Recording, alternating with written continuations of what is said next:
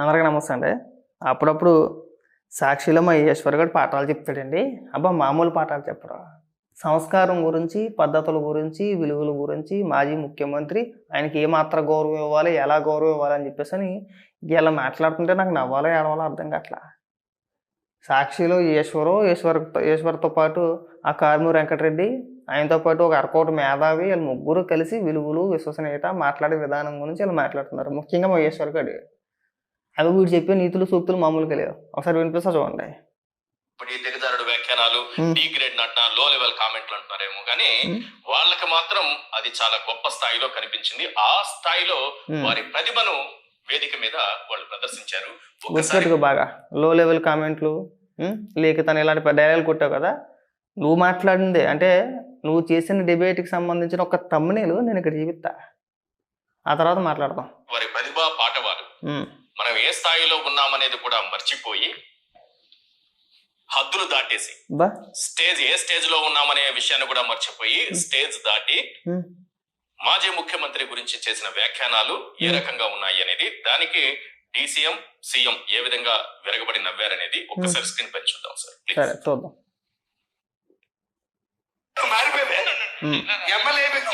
గతంలో ఒక ఆయన ఉండేవాడు, చావుకి వెళ్ళినా, పెళ్లికి వెళ్ళినా, పేరంటకాలకి వెళ్ళినా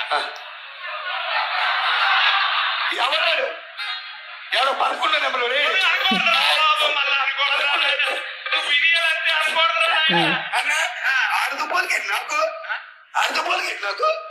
నాకు ఎవరైనా పిలుస్తాడు, ఎవరు నామినేషన్ వేసినా నేను వెళ్ళి పట్టు పెట్టాలి.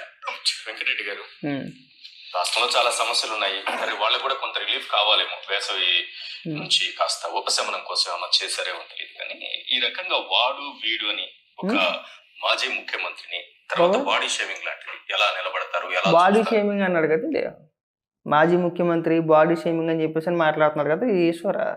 వాళ్ళు పెట్టిన తమ్మునేలు ఒకసారి ఇక్కడ పెట్టే ప్రయత్నం చేస్తాను చూడండి ఒకసారి. మరి దీన్ని ఏమనాలరా అసలు? బాడీ షేమింగ్ కాదా? అవునా?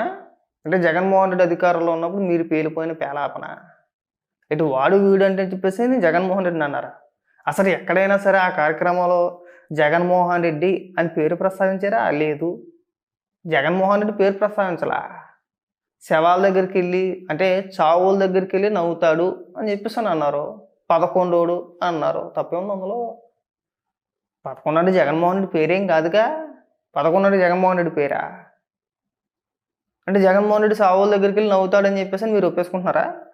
అది వాస్తవమా? మళ్ళీ పద్ధతుల గురించి మీరు ఇస్తున్నారు. బాగా ఎవరిని అడుగుతుందంటే కారుమూరి వెంకటరెడ్డిని అడుగుతున్నాడు. వీడు ఆడు ఇంకా పెద్ద బోకాడు, ఆడు ఇంకా పెద్ద పోరంబోకాడు. ఎందుకంటే ఆడు ఇప్పుడు ప్రస్తావించి మాట్లాడుతూ లేఖితనం గురించి చాలా చెప్పుకోవచ్చు. అరే లేఖితనం గురించి మాట్లాడే ముందు, పద్ధతుల గురించి మాట్లాడే ముందు గత 5 ఏళ్లలో 19 నుంచి 24 వరకు మీరు మాట్లాడిన భాష నన్ను అడిగితే కనుక జగన్మోహన్ రెడ్డిని మించిన లేఖితనం వ్యక్తి అంటే లేఖితనం ఉన్న వ్యక్తి ఈ భూ ప్రపంచంలో ఇంకొకటి ఉన్నాడేమో. లేఖితనానికి నిలువెత్తు రూపం అన్నమాట. నిలువెత్తు రూపం జగన్మోహన్ రెడ్డి. మీరు ఏం కంగారు పడవసలు, ఎవరిని చూపించవసలా. లేఖితనం అంటే ఏంటి అని అడిగితే జగన్మోహన్ రెడ్డిని చూపిస్తే అర్థమైపోతాయి. అదిగో అమ్మ లేఖితనానికి నిలువెత్తు నిదర్శనం, నిలువెత్తు రూపం. ఏంట్రా అంటే ఎమ్మెల్యేల చేత నాయకుల చేత బూతులు తిట్టించాడు, అది కూడా అసెంబ్లీలా. ఇవాళ మీకు 11 అంటే మీకు నొప్పి వచ్చేసి ఏకంగా సాక్షిలో ఆరోపణ చేస్తాలో వాళ్ళు మనుషులేనా, వాళ్ళు ఎమ్మెల్యేలేనా, లేఖితనంగా నవ్వుతారు. మరి లేఖితనంగా తిట్టించేసినప్పుడు నవ్వడం తప్పు వచ్చేసింది ఎన్నికలకే. పైగా బాడీ షేమింగ్ అంట. బాడీ షేమింగ్ అంటే ఏంటి? జగన్మోహన్ రెడ్డి లావుగా ఉన్నాడు అనుకో, లావుగా ఉన్నాడని చెప్పేసి ఎక్కిరించడం. సన్నగా ఉన్నాడు అనుకో, సన్నగా ఉన్నాడని చెప్పేసి ఏదైనా దాని మీద డైలాగులు అయితే ఎక్కిరించడం. అది బాడీ షేమింగ్ ఎందుకు అవుద్ది? బాడీ షేమింగ్ ఎందుకు అవుతాయా? లేదంటే జగన్మోహన్ రెడ్డికి ఏదైనా ఒక సమస్య ఉందనుకో, దాని గురించి మాట్లాడామనుకో, ఆ సమస్యల గురించి ఎందుకు అంటే జగన్మోహన్ రెడ్డి వ్యక్తిగత సమస్య అది, దాని గురించి ఎందుకు మాట్లాడుతున్నారని చెప్పేసి మాట్లాడినా పర్వాలా. నువ్వు పెట్టేసావు కదా ఇక్కడ తమ్మునేలో చూపిస్తాను చూడు, నేను చదవను. నిన్ను ఇవాళ నేను ఎందుకు తిడతాను తెలుసా నీకు? నేను తిట్టడానికి గల కారణం ఇవే, ఈ తమ్మునేల్సే. ఇలా ఇది ఒకటి కాదు, ఇలాంటి తమ్మునేల్స్ మీరు అధికారంలో ఉన్నప్పుడు చాలా పెట్టించావు. నువ్వు అధికారికంగా నీ సాక్షి యూట్యూబ్ ఛానల్లో పెట్టిన తమ్మునేల్స్ ఇవన్నీ కూడా. నేను ఊరికే తిడతానా? నేను అందుకే తిడతా. ఈ ఎదో డైలాగులన్నీ కొడతావు నాకు తెలుసు. నువ్వు అంటే గతం అయిపోయింది, మర్చిపోయావు అప్పుడే. మనం ఏమని మాట్లాడాం, మనం ఏమని పేలిపోయాం మర్చిపోయారు. అలా ఇక్కడికి వచ్చి ఓపెన్ చేస్తారు మాజీ ముఖ్యమంత్రిని వాడు వీడు అంటారా? చంద్రబాబు నాయుడు గారిని ఉద్దేశించి అదే సాక్షిలో పోసాని కృష్ణమురళి గారిని కూర్చోబెట్టి అదే డిబేట్లో నువ్వే పనోడా పోసాని కృష్ణమురళిని తీసుకొచ్చి ఒక డిబేట్ పెట్టి చంద్రబాబు నాయుడు గారు బూతులు తిట్టించలేదే సాక్షిలో కూర్చోబెట్టి నువ్వు పైకి మాట్లాడేస్తున్నాడు సంస్కారం గురించి. లక్ష్మీ పార్వతిని కూర్చోబెట్టి మళ్ళీ అదే డిబేట్లు, అంటే అలాంటి డిబేట్లు చాలా చేసేలే. ఒకసారి పోసాని కృష్ణమురళితోటి, ఇంకోసారి లక్ష్మీ పార్వతితోటి చంద్రబాబు నాయుడు గారిని తిట్టించాలి, కించపరచాలంటే కనుక ఈ పూట కూడా ఒక డిబేట్ పెట్టేసి లక్ష్మీ పార్వతిలో పోసాని కృష్ణమురళిని తీసుకొచ్చి అక్కడ కూర్చోబెట్టేసి బూతులు తిట్టించలేదు మనం. ఆ రోజు ఏమైపోయింది? ఈ ఆలోచన ఎవరికి పాఠాలు చెప్పేస్తున్నావు, ఎవరికి నీతులు చెప్తున్నావు నువ్వు? గత 5 ఏళ్ళు మీ నాయకులు, మీ కార్యకర్తలు నోటికి వచ్చినట్టు ఇష్టానుసారంగా బూతులు మాట్లాడేసి, బూతులు తిట్టేసి, అసెంబ్లీలో బూతులు తిట్టించేసి, ముఖ్యమంత్రి స్వయాన స్క్రిప్ట్ ఇచ్చి తిట్టించిన వ్యక్తి కదా. అంటే అప్పుడు జగన్మోహన్ రెడ్డి. ఇవాళ మీకు నొప్పి వచ్చేసిందా? 11 అంటే నొప్పి వచ్చేసిందా?